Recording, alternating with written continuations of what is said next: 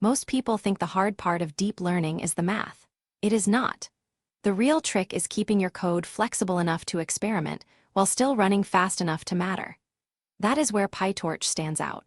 It is a Python deep learning library, which means you write it in the same language you already use for normal programming, but with powerful tools for tensors, which are just n-dimensional arrays, like upgraded spreadsheets for numbers. It also gives you strong GPU acceleration, so it can push heavy work on a graphics hardware and run much faster than a CPU alone. Source: https://github.com/pytorch/pytorch. The best way to think about Pytorch is as a smart workshop table.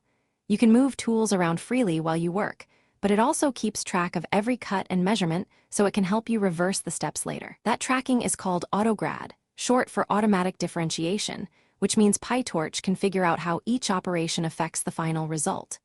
The big hidden advantage is that it builds that computation graph, the map of operations, as your Python code runs, not ahead of time. So your model can change by batch, by input, or by branch of code, which is exactly why researchers and app developers like it. But there is a catch most people miss. Before you jump into Pytorch, make sure a few basics are in place.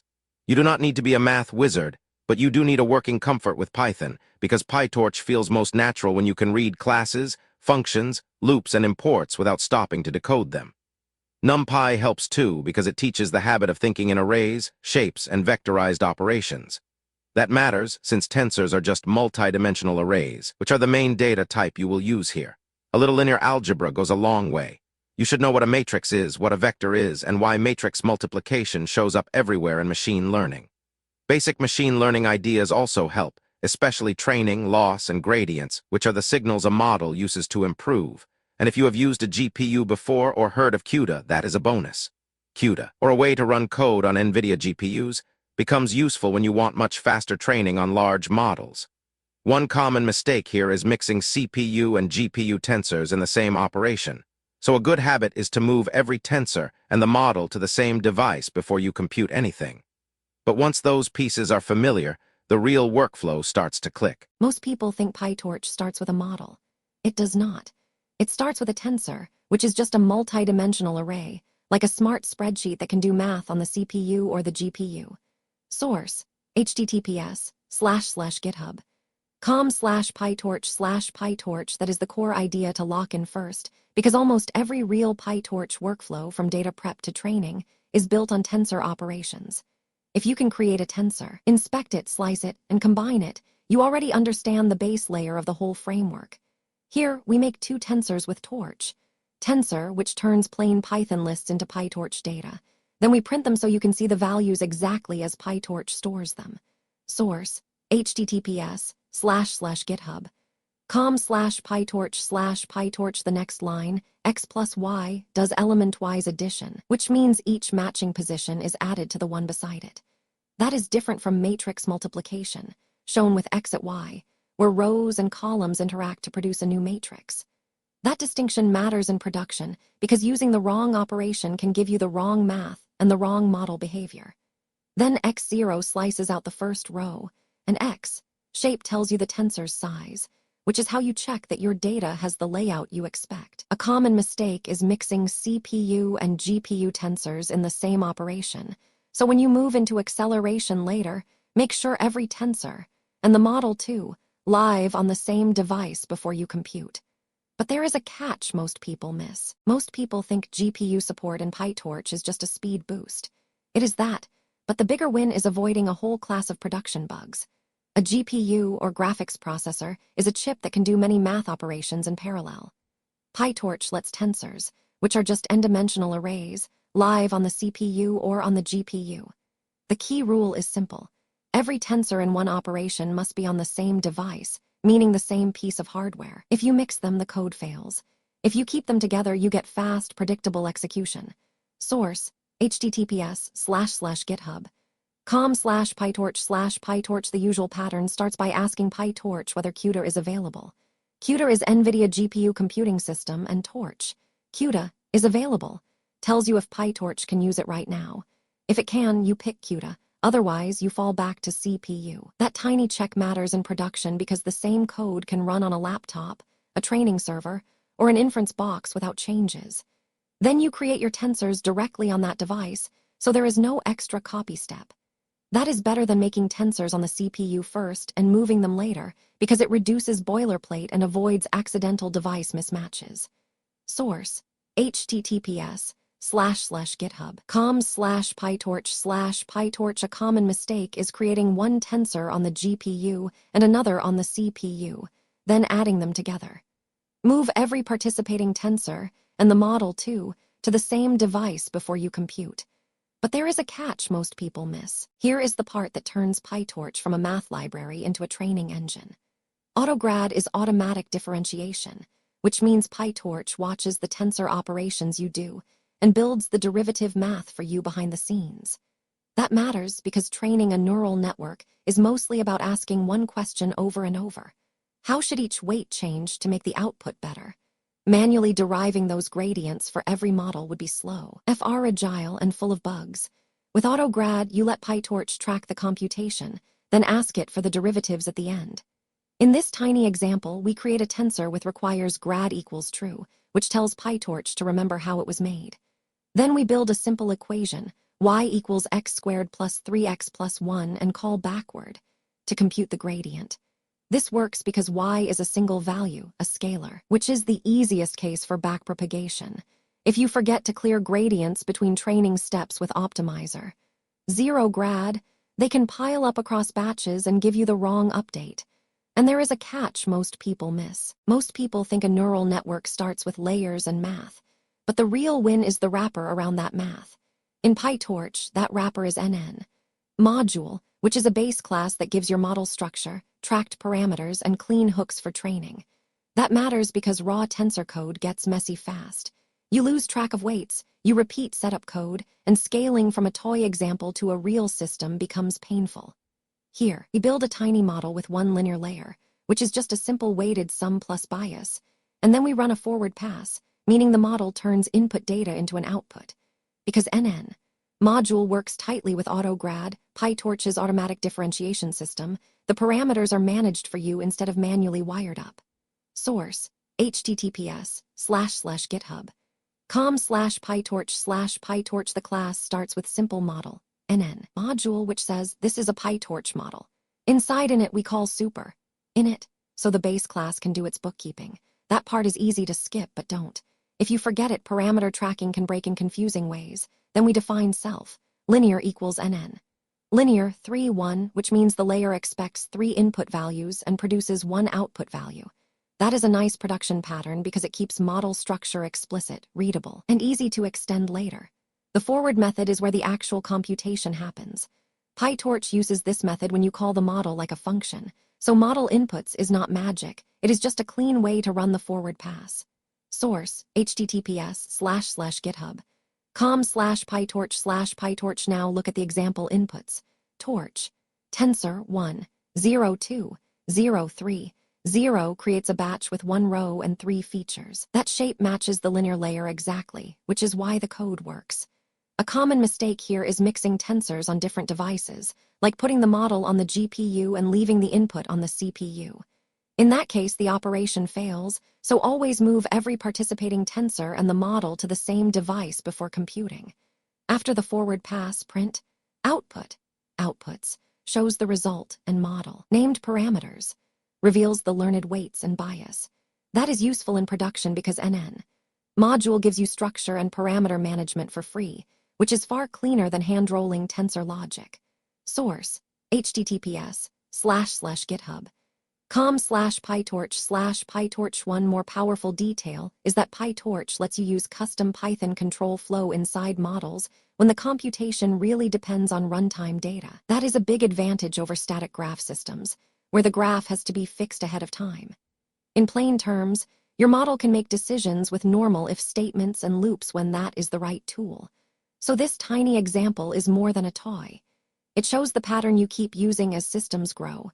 Define the model once, let Pytorch track the parameters, and keep the forward pass focused on the actual math. The next thing to understand is how those tracked parameters get updated during training, because that is where the model starts to learn. Most people think training starts with a big, fancy loop. The real magic is simpler than that. Once Autograd gives you gradients, which are the direction and size signals for how to change each weight, the optimizer does the actual updating.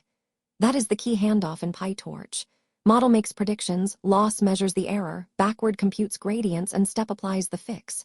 Source: https://github.com/pytorch/pytorch here. The model is just a linear layer, which means it learns a straight line rule. The optimizer is SGD, short for stochastic gradient descent, a basic update method that nudges parameters using the gradients. MSE loss means mean squared error, a score that punishes predictions that are far from the target. This order matters because it mirrors how real production training works. If you get it wrong, you can end up with stale gradients, frozen parameters, or a model that seems to train but never actually improves. Pytorch's imperative style, meaning it runs line by line like normal Python, makes this easy to debug. You can print values, inspect tensors, and even use custom Python control flow when the computation truly depends on runtime data. That beats guessing inside a hidden graph, but there is a catch most people miss. Most tutorials gloss over the part that makes Pytorch feel alive. You can use normal Python branching right inside the model. That means your code does not have to pretend every input follows the same path. It can look at the data and choose what to do at runtime. A graph is just the model's computation path, and in Pytorch that path follows the branch you actually took, not some fixed plan written ahead of time. Source: https://github.com/pytorch/pytorch. That matters because real systems are rarely uniform. You might route easy cases one way, send hard cases through a bigger stack, or stop early when confidence is high. With a static graph, you often have to pre-build every possibility and work around the framework. Here, you can write the logic directly in Python, which is easier to read and much better for experimentation. If the input changes shape or behavior, the model can adapt without rebuilding everything from scratch. That is a big win for research and for production code that has to deal with irregular inputs. But there is a catch most people miss. Here is the pattern in the code. We define a branchy model, which is just a neural network class. Inside forward, the method that defines the model's actual computation, we check if x, sum, 0. That means we look at the input tensor, which is a multi-dimensional array of numbers, and decide which path to take based on its values. If the sum is positive, we return x*2. Otherwise, we return x2. The key idea is that this is plain Python control flow. No special syntax, no separate graph compiler in the way. The model just runs the branch that matches the current input. That is why this beats the naive approach of hard coding one fixed path for every case. Real data is messy, and dynamic branching lets your model be messy in a controlled way. A common mistake here is forgetting that every tensor in the operation should be on the same device, especially when you move this pattern to GPU code. But there is a catch most people miss. Now look at the two print calls. The first input is torch. Tensor 1, 0 minus 0, 5, and its sum is positive, so the model doubles it and returns to 0 minus 1, 0. The second input is torch. Tensor, minus 1, 0 minus 2, 0, and its sum is negative, so the model subtracts 2 and returns minus 3, 0 minus 4, 0. That is the important production lesson. The executed computation follows the actual runtime condition. You do not need to rebuild a static graph every time the route changes, which makes this style especially useful for conditional behavior, input-dependent logic, early exits, and routing systems. If the computation truly depends on runtime data, use Python control flow directly. That is one of Pytorch's biggest advantages over static graph workflows, and it keeps your model code close to the logic you would write by hand. But there is a catch most people miss. Most tutorials miss the one thing that actually matters here. Pytorch is not just a library that does math on tensors, which are n-dimensional arrays like smart spreadsheets. It is a system that lets your code stay alive while the model learns. Think of it like a smart workshop table. You move tools around freely as you work, and it quietly records every cut and measurement so it can help you reverse the steps later. That is the big idea behind Autograd, short for automatic differentiation, which means Pytorch can figure out how each weight should change after a loss is computed. Source: https://github.com/pytorch/pytorch. Under the hood, tensors can run on CPU, the main processor, or GPU, the graphics chip that is great at parallel math. PyTorch uses optimized backends and memory management to keep those operations fast and efficient. Source https://github. com/pytorch/pytorch. The key advantage is that PyTorch builds the computation graph, the map of operations needed for gradients, as your Python code runs not ahead of time. That means one batch can route features one way, and the next batch can take a different branch without rebuilding a static graph. In a vision or recommendation training service, that is huge, because conditional logic and custom augmentation can live right inside the training loop. But there is a catch most people miss. If you mix CPU and GPU tensors in one operation, it breaks, so move every tensor and the model to the same device first. So the big idea is simple. Pytorch turns tensors into fast, flexible building blocks for deep learning, whether they run on CPU or GPU. Quick question, what does Autograd actually do? It records differentiable tensor operations so Pytorch can compute gradients automatically during backpropagation.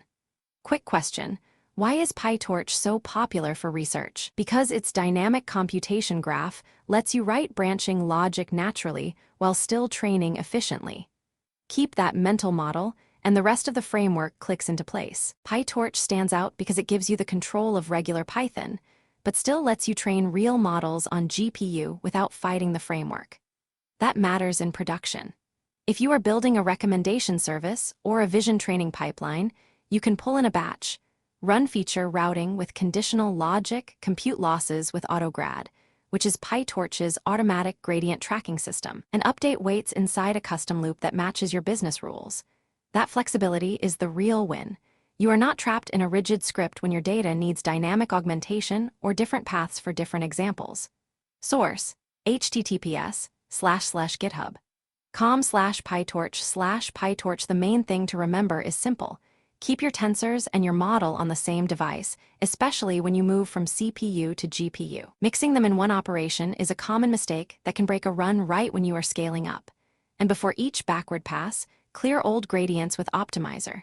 Zero grad, unless you truly want them to accumulate. That one habit prevents subtle training bugs that waste hours. The logical next thing to build after this is a